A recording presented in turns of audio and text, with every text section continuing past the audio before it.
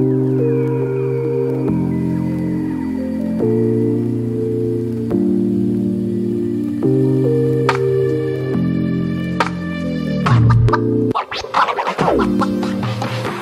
everyone, Matt Pisarcik from RazorEmporium.com. Today, a little different kind of video. We're going to be watching and reacting to some TikTok videos on the interwebs that people have sent to us for us to watch and comment to see their validity, their efficacy, their truthfulness, their whatever I think about them. So without further ado, roll the first clip!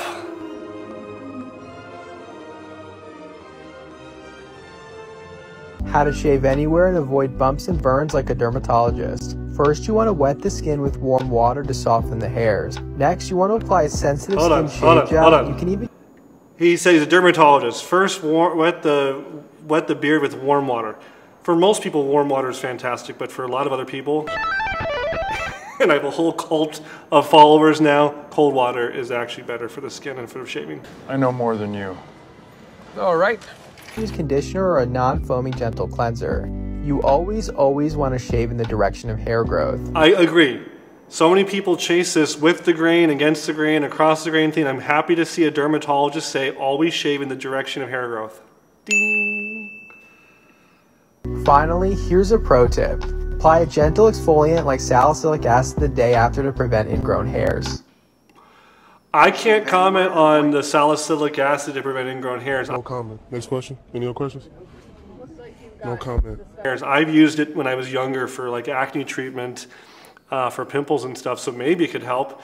But if a dermatologist tells you, then I guess cool. That's a good suggestion. I may have to either try myself or recommend to customers. But yeah, I mean, for what he said, basically, put water on your face, use something like a conditioner or some kind of lotion to shave. I think it's a great piece of advice if you have sensitive skin. It's appealing to get away from the perfumes. And I mean, conditioner and or face lotion are obviously super slick, which all you're trying to do with shaving is trying to, remember, suspend water and provide slickness for your razor, and then shave in the direction of hair growth. And then he's saying to use a mild acid or astringent afterwards. This sounds like a very reasonable, very authentic shave approach for people who maybe are not in the wet shaving world. I think all this advice is great.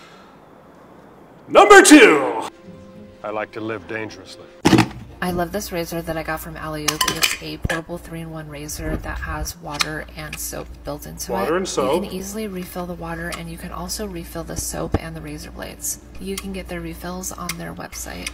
It's perfect for traveling, camping, going to a festival, or whatever your vibe. Well, first off, let's acknowledge that it's a woman shaving. So her shaving needs are different than a man's shaving needs. A woman's hair coarseness is nowhere near as coarse as a man's. No, I mean, just these are obviously broad generalizations, but we're saying just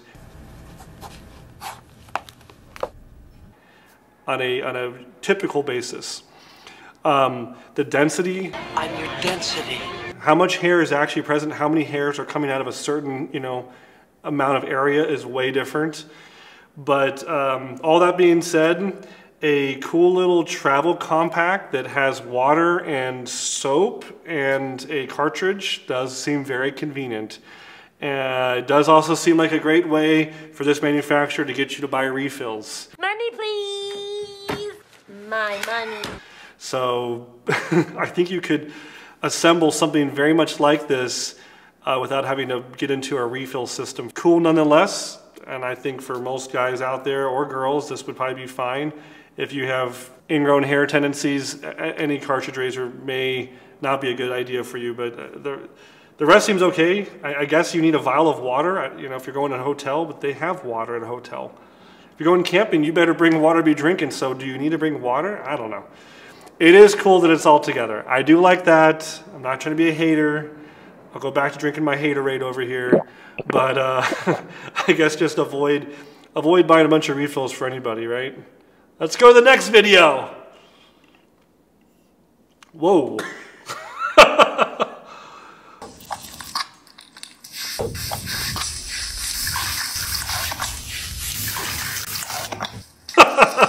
You know, if you are a gal out there who has hair on your posterior, this seems like a wonderful routine. I enjoyed watching it for scientific purposes only. It was properly executed, and it seems like a very good routine. Carry on.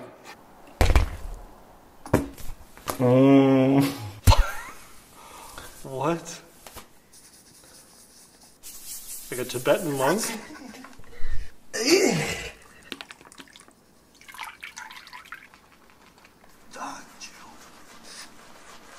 Oh. Oh! Oh, God! Yeah, you're going against the grain, dude. Oh, this is like completely opposite the last video. I'm having a hard time watching it. I don't even want to look at it. I'm getting like slightly nauseous.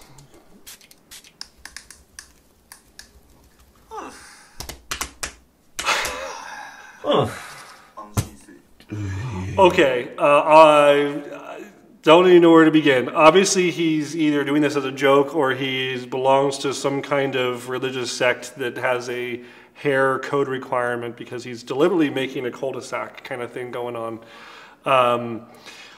The against the grain, maybe it was just for the video here, but that sounds like always a bad time, and the idea of going against the grain on your head just seems really painful. And I guess I'm just assuming it's against the grain because I always think of hair going backwards and, you know, you brush your hair back, so I'm guessing that if you zoomed in, most people's hairs are going either up or slightly back, and then for his first stroke to be that dramatic, and he obviously, he either caused himself to bleed or he had some Hollywood fake blood there, but either way, it looked very painful. He put some alum on. Let's just watch it again. He put some alum on.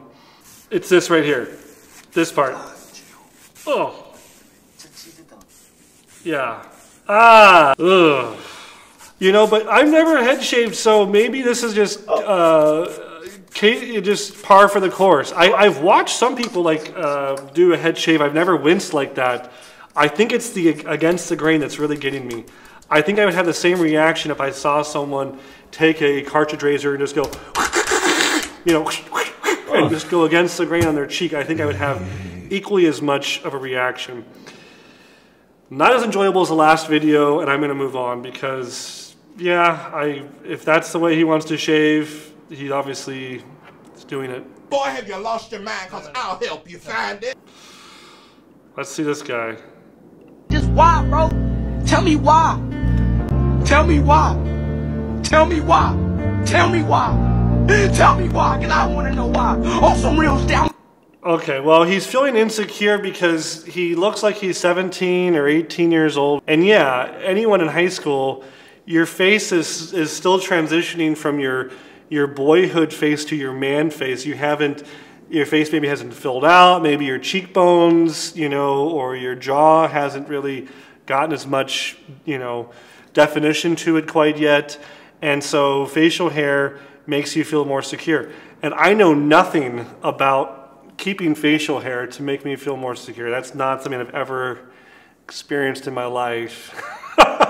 Hey, I have facial hair. I like it because it better defines my face. And guess what? You go to a school with rules, you better follow the rules, guys. So I remember having to dry shave at my high school. If we came to school, we were allowed to have sideburns, no past our earlobes. That was where these wonderful sideburns got their origin, guys, was going to high school. But we couldn't have the goatee or mustache. And if you came to school and you had to go see the dean, and he would hand you a Bic, single-bladed Bic razor, and you would have to go in the bathroom with nothing else, just water and the Bic, and you had to dry shave. As he stood behind you, watching you, judging you, making sure it hurt, like this. So that is what it is, guys. You'll grow up soon enough, don't worry. Before you know it, you'll be almost 40 years old. and wondering why you've chosen the things you've chosen in life. Oh, I'm fine. It's just that life is pointless and nothing matters, and I'm always tired. Also, I can't sleep. I'm overeating. None of my old hobbies interest me. Let's roll the next footage here. I shaved my head with Valentina hot sauce. Can we have another woman's butt? Do I have to watch another painful shave? At least he's got goggles. I just have like instant gag reflex. At least he's going backwards there, but now he's going forwards.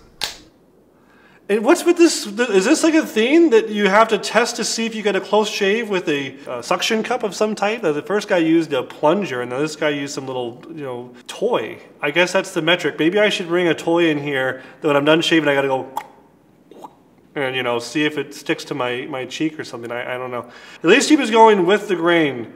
The other guy was going against the grain. He did do a couple of the against the grain on the sides here, but somehow it doesn't seem as painful to me. I don't know why. Maybe.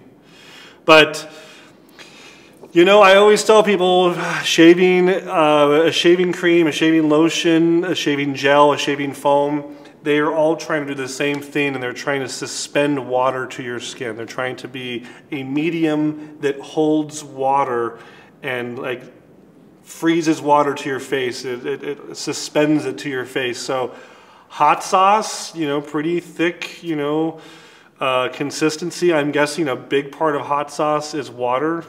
Just knowing most food, if you look at the back label, water is the first, second, or third ingredient for almost everything.